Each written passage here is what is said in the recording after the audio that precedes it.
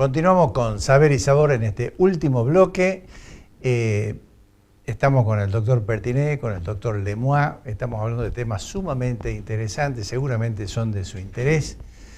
Una última reflexión antes de ir a un tema que va a ser mucho más interesante para ustedes todavía, que es el tema del traspaso de la vida a la muerte y las experiencias que hay en los que estudiaron y hicieron investigación sobre las personas que estuvieron con muerte cerebral y volvieron a la vida, ¿no? Y qué experiencias tuvieron y qué experiencias tienen los médicos que me acompañan al respecto. Pero antes que eso, ¿qué reflexión tienen ustedes para los pacientes o posibles pacientes o para la comunidad de Salta, ¿no? que tiene o que puede tener este tipo de enfermedades u otras, donde a veces los hombres y las mujeres somos un poco reticentes a los estudios, a ir al médico, y sobre todo las obras sociales que todavía no entienden que la medicina preventiva es sumamente beneficiosa, no solo para el posible paciente, sino para las arcas, la finanza y la economía de las obras sociales, ¿no? Porque esa es la realidad. Claramente, además eso está demostrado, digamos. Está demostrado, es inapelable. En el primer mundo, ¿no? Sí, la medicina preventiva es inapelable. Ahorra plata y ahorra disgustos también a las personas, y ¿no? enfermedades y detección precoz es igual a menos disgusto después. Yo creo que la reflexión final es que las enfermedades oncológicas de mi especialidad de la hematología y oncológicas en general han, dentro de lo que es la medicina del siglo XXI, se han beneficiado enormemente, han habido enormes avances y que la gente lo que tiene que hacer es no tener miedo de hacerse chequeos y de buscar, sobre todo si tienen algún antecedente oncológico en la familia, de hacerse chequeos frecuentes, las mujeres chequeos de Papa Nicolau, mamografías, en el caso de mi especialidad, análisis de sangre cada tanto, tener un muy buen médico clínico, si viven en alguna localidad del interior, venirse a Salta una vez por año, aunque sea para hacerse un chequeo general, si el médico clínico lo indica, pero creo que estamos ante especialidades que se han beneficiado muchísimo y que no hay que tenerle miedo a la detección precoz de algunas enfermedades, ¿no? Totalmente. ¿Gastón? Bueno, a mí me pasa ver permanentemente este cambio que menciona Basilio, cuando históricamente y cuando comencé mi especialidad, muchos de los pacientes que tratábamos los tratábamos con intención paliativa y hoy hablamos de curación. Cómo ha cambiado también los paradigmas y el médico, aún acá en Salta, pasa a ser cada vez menos paternalista, a compartir más con el paciente. Cada vez más los pacientes que me dicen que no están acostumbrados a una atención así, no es una atención mía, es una atención moderna en la cual hacemos parte al paciente, que es el que toma las decisiones, le informamos y te das cuenta cómo con la verdad bien informada el paciente, incluso aquel que no se va a curar, le es todo mucho más fácil. Cómo nos toca asistir a gente con fe, a la cual esta transición natural, porque si hay una verdad absoluta es que todos nos vamos a morir, lo ideal es que no nos pase antes de tiempo y que no nos pase con un sufrimiento innecesario, pero como la gente que tiene fe, yo también soy una persona de fe, lo hace potencialmente con mucha más calma.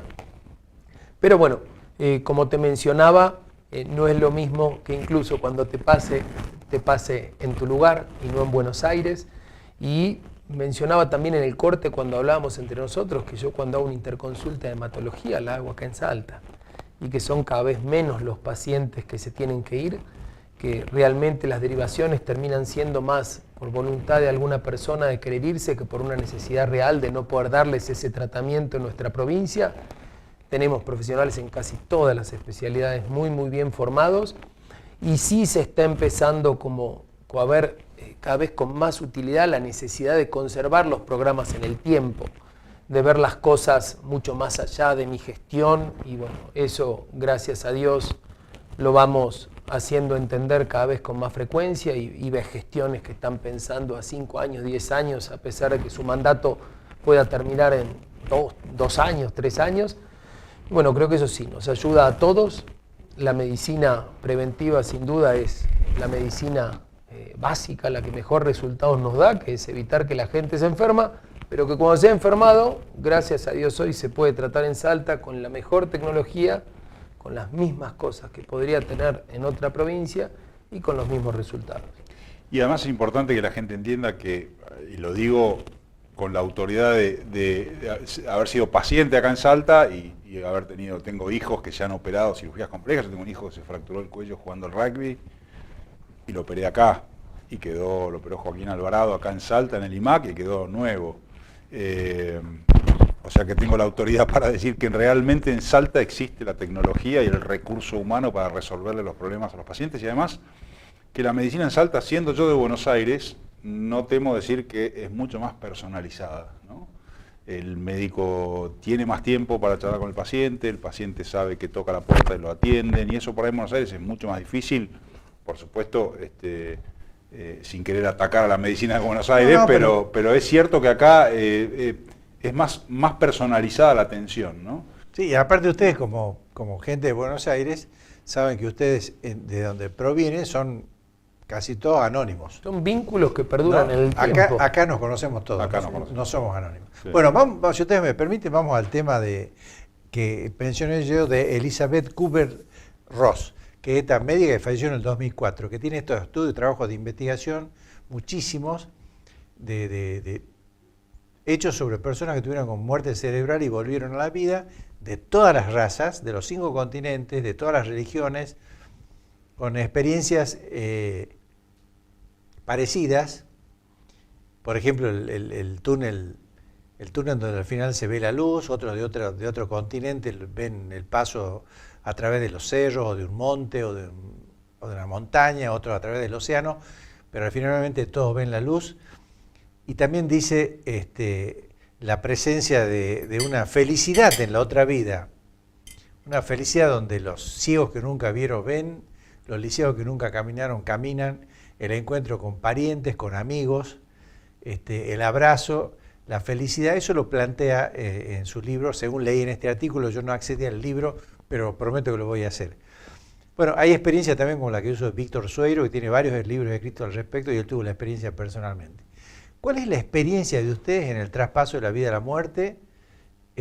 O en caso que le puedan haber contado a sus mismos pacientes, si lo hubiera. Mira, en mi experiencia personal, primero uno asiste a este tipo de testimonios más que nada bibliográficamente y porque se le dan prensa a las personas que han atravesado situaciones así, son paros cardiorrespiratorios de los cuales han salido, el corazón se les ha detenido, y bueno, mencionan muchas de las cosas que vos mencionás, pero insisto en que tiene más que ver con las creencias personales, el hecho de que podamos darle a esto una utilidad práctica.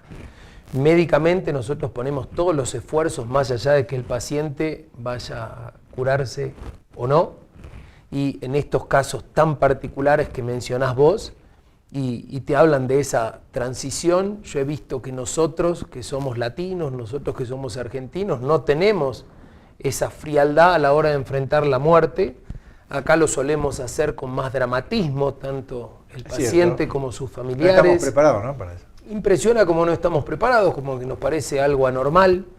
Yo, como te mencionaba hace un rato, siento que es parte de la vida, el final de la vida es la muerte y nos va a tocar a todos indefectiblemente. ¿Por qué no intentar hacerlo de la mejor manera? La aceptación se trabaja, pero se trabaja en el contexto de un equipo. Vamos a hacer todo lo posible para alcanzar la curación.